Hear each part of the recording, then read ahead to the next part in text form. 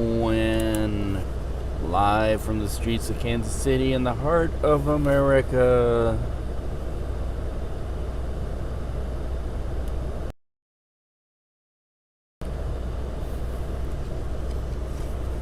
Temperature is cold. 9.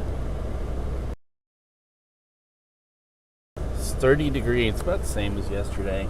A little less frost on the windshield. I say yesterday. This is the beginning of my day, so yesterday is still today. I forget that. It's still before.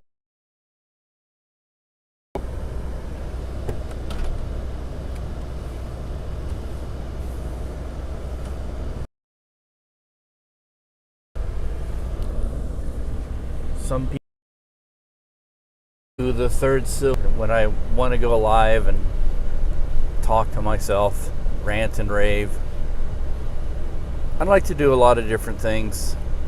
I'd like to even have guests like I did before in 2010.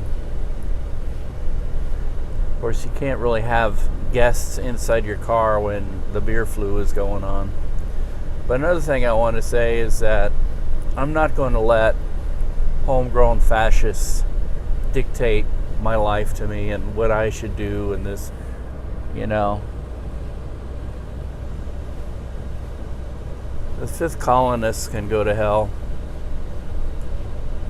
I don't want American quislings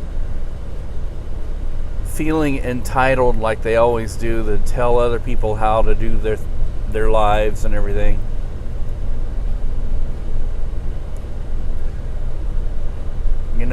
Someday soon, I hope, if not yesterday, that our backyard fascists will be exposed for what they are. Their behavior shows it clearly enough. Americans don't go and it's not part of the American way to threaten our leaders, people we don't. The way we threaten people in this country is we say, I am not going to vote for you. That's how we do it in a representative republic. Not me and my henchmen are going to hunt you down and shoot you because we don't think you should speak. There aren't very many Americans who really think or believe that way, and that's becoming apparent with I really do believe that a lot of people are disgusted right now with the way the Republican Party has been behaving and are looking for something new, something different. Something that fits their ideas and beliefs without the sedition and fascism. Because that doesn't fit people's ideas and beliefs. When you say, oh, well, Antifa people are really, really bad and horrible. Some of them are, yes. But you know what? You know what Antifa stands for? It stands for anti-fascist. And in a way, everybody should be claiming to be Antifa.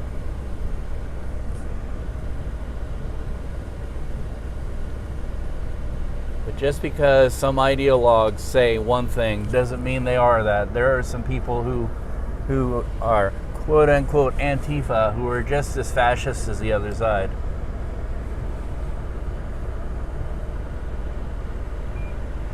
Well, I'm making this a habit apparently these days, so put it on the widest angle so we can admire the beautiful view of the convenience store as I go in and get my snacks for today. I mean, it's kind of like it's much easier to do this than to go through the grocery store and try and find all this stuff. And you know what? As with many diets, you go to the grocery store, you're not getting much of a discount.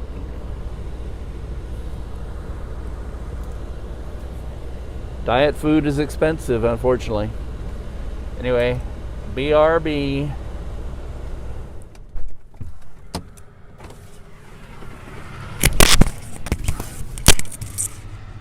Nazis. Maybe I should take the mic off first before I get out of the car.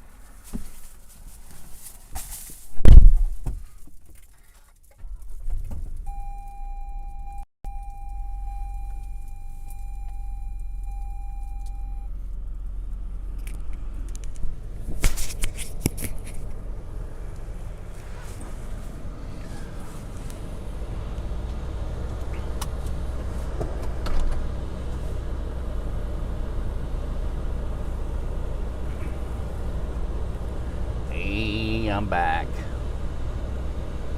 It's still cold. 29 degrees now. Same as it was when I left.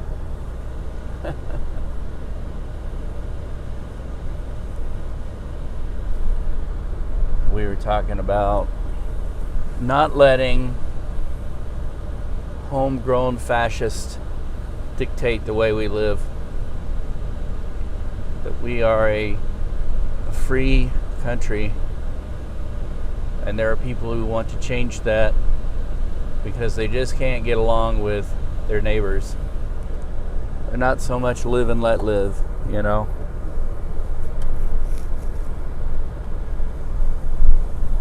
I mean, it's sort of like almost the same as the yard police. I mean, a lot of neighborhoods have yard police now.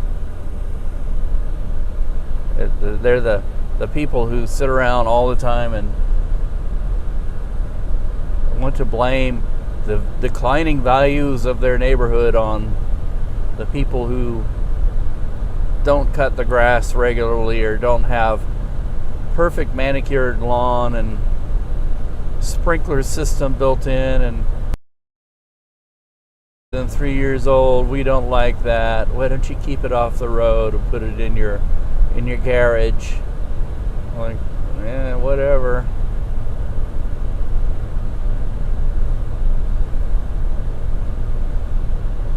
You decide that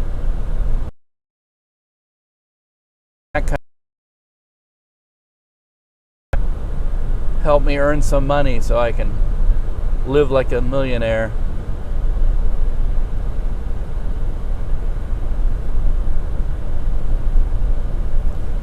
I don't know why this car next to me just decided to turn on their brights.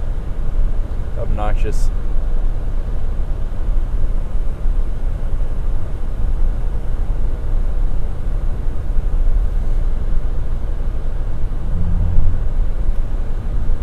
But an ideologue is an ideologue.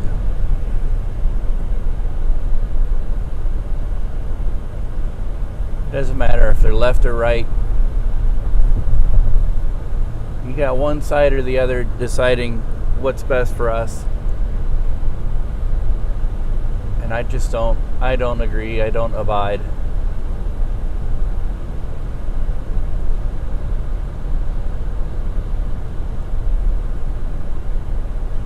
I've had more trouble, I would say, in my lifetime from people who say I'm a liberal than I've had from people who say I'm a conservative. I mean, you know, we have our local right-wing fascists who go around saying that they want to kill, that God wants to kill all gay people, and America is doomed because America doesn't make Nazi Germany type laws to euthanize all homosexuals. Nonsense. Live their lives. You're not God, you don't know.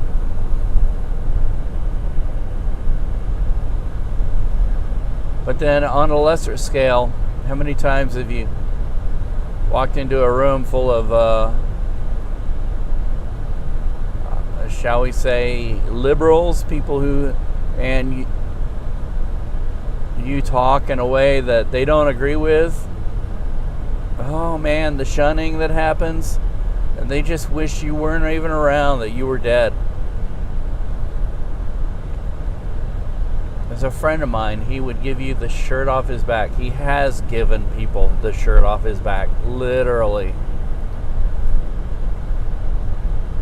He works, he earns very little money to pad his retirement, and he works overtime and all this other stuff just to give his money away to people that need it. He goes without sometimes,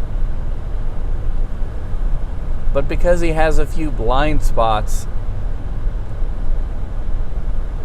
there are this group of drunks who used to hang out at the coffee shop that I like to go to when it was open 24 hours. This group of drunks used to sit down and make noise and irritate the paying customers away from this establishment, who were ready to beat my friend up, an old man. They were ready to beat him up because he has a few blind spots, they noticed. He's a quote unquote, making air quotes here, racist. I'm like, there isn't one of us is perfect. And we all have our blind spots. One of the people, I had to quit talking to her because she, when she worked as a barista, would say things like, hey, you need to give me a bigger tip than that. I'm like, you're nothing but a beggar and a liar. That was the other thing I didn't like about her. She claimed to have all these different credentials, and I watched her. She was a certain type of artist, and I watched her, and I was like, no, you don't know what you're doing. You've never done that thing that you say you're good at before. You do that just to get in with people, to be part of the in crowd. Or how about the girl with the tattoos who worked at a certain coffee establishment, who decided whether she liked you or not, whether she was going to overcharge you. She was going to charge you more or less. And it was like her hipster buddies, she oftentimes would give them stuff for free. And then some of the regular customers that came in to pay for their stuff, she'd be like trying to charge them a little extra to make up for the shifts. Because her little hipster buddies would come in and hang out, buy nothing, but, oh, I'm hungry. And then she would give them a dinner for free. And those would be the same type of people that were looking down their noses at everybody else.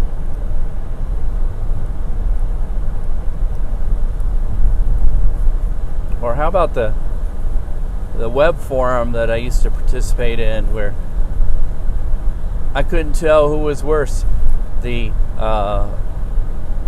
hardcore right-wingers who got on there were like just about threatening everybody that disagreed with them, or the liberals who sort of like passively aggressively threatened everybody who got on there that didn't agree with. By the way,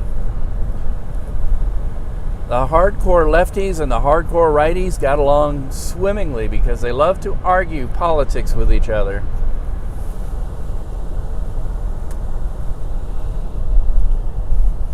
When people pointed out that you both halves of this little yin-yang thing going on they had there, you really seem to need each other. They're like, oh, don't point that out.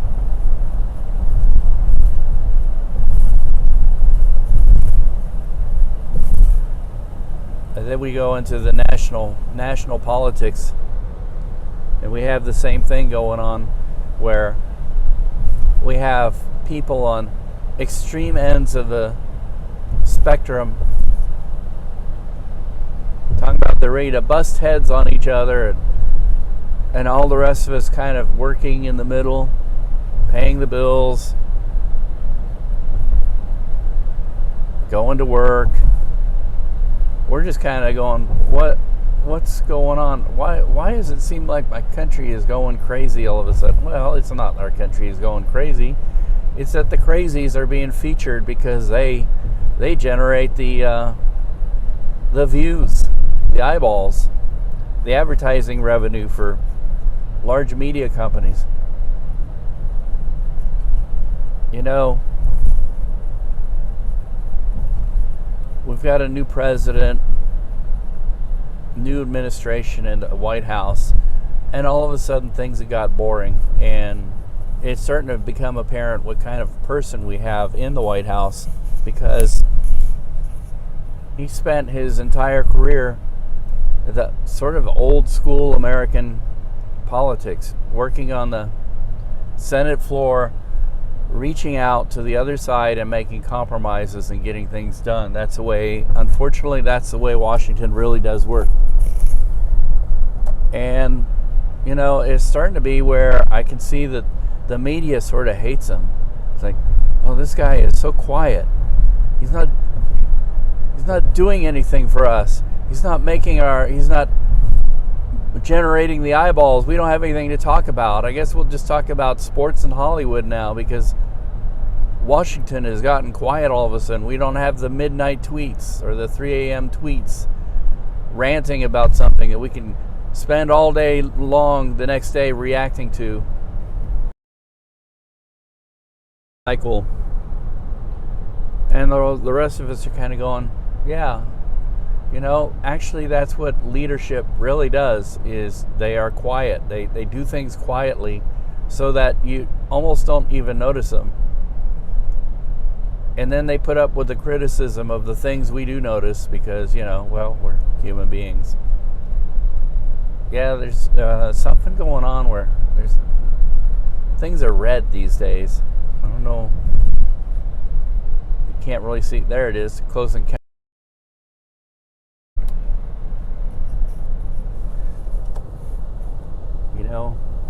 The town has gone on red alert.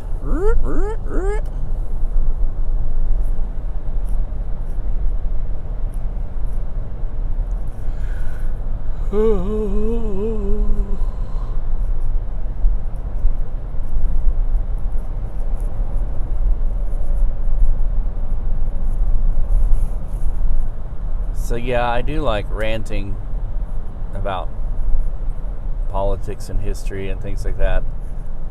But the difference is I tend to do it more from a more centrist point of view. And I'm honest about it. I say I am a left-leaning centrist, middle of the road, moderate. There are times when I can take a point of view that would just be like, well, you're really conservative, aren't you?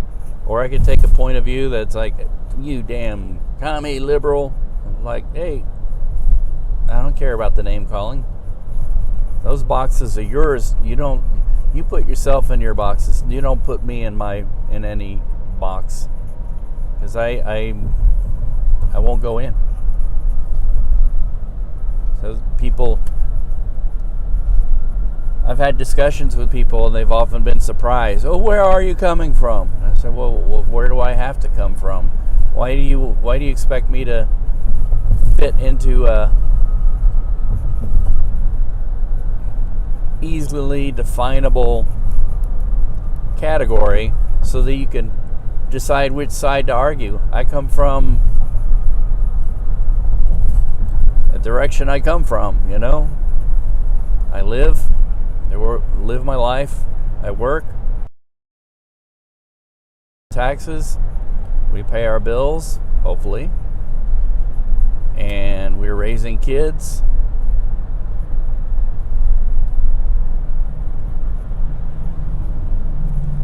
We like to travel, we go on vacations, we have family who lives overseas.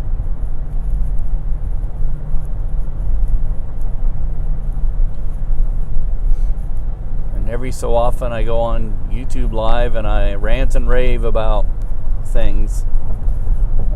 When I'm not ranting and raving, I like talking about travel, I like talking about daily experiences, what's going on in the heart of America. But, these days things seem a little more dire. I don't think they're as dire as anybody. Let's put it this way. It's to them, and then in other ways, they're not as dire as we think they are. We're not as divided as we're made out to be.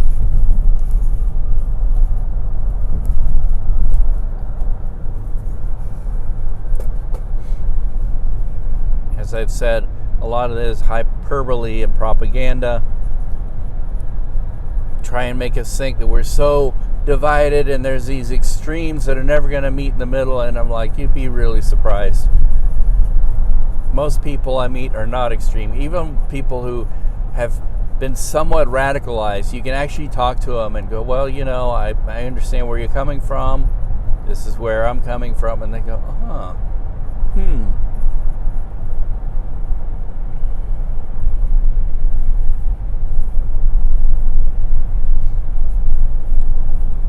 And especially when you point out that there seems to be what do they call it, a psychological operation, psychological warfare going on. And it's not just happening in the United States, it's happening all over the world. Part of the reason I think this is going on is that as a quote-unquote superpower, America has been kind of like being asleep at the wheel around the world and letting other people invest, buy consumer goods left and right, and go and put our country deep into debt so that we can't help other people's, much less help ourselves. But really, it's building projects going on all over the world, and we don't need to be taking a back seat to that. We should be in the leadership of that, as we have always been. Americans have been known to be generous. I talked about when America invaded Russia. Yes, America did help invade Russia right after World War I. And how the Russian peasants loved the Americans and didn't quite really get along with the other Western European powers at the time, France and Great Britain, because the French and the English seemed to be not as in touch with their agrarian roots. Now, you go to France, you go to England, that's not really true, because there are a lot of people who live in those countries are very down to earth. But apparently when it came to dealing with people one-on-one in their militaries, at that time in history, American doughboys were like, wow, these guys are really just like us.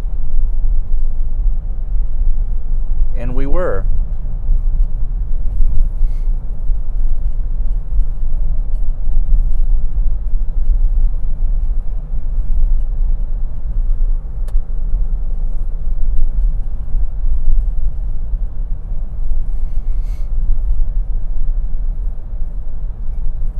But every day we get up and we try and do our best. And we just don't need this. We don't need people in our country who want to wreck things just for the sake of wrecking things because they're racist, essentially, or because they consider themselves so above everybody else that they are these great lefty, liberal, whatever, that they're going to just go around and wreck things because there's fascists in our country and we're going to kill them. And like, you guys are, let's just build an arena. We can watch them go at it.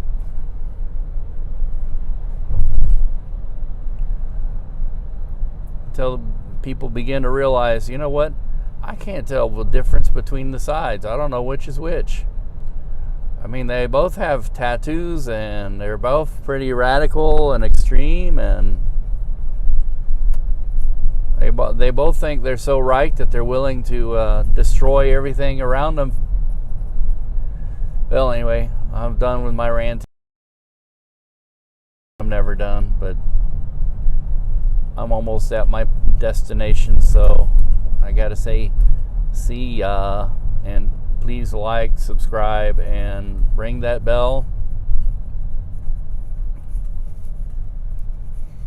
And until then, hee hee.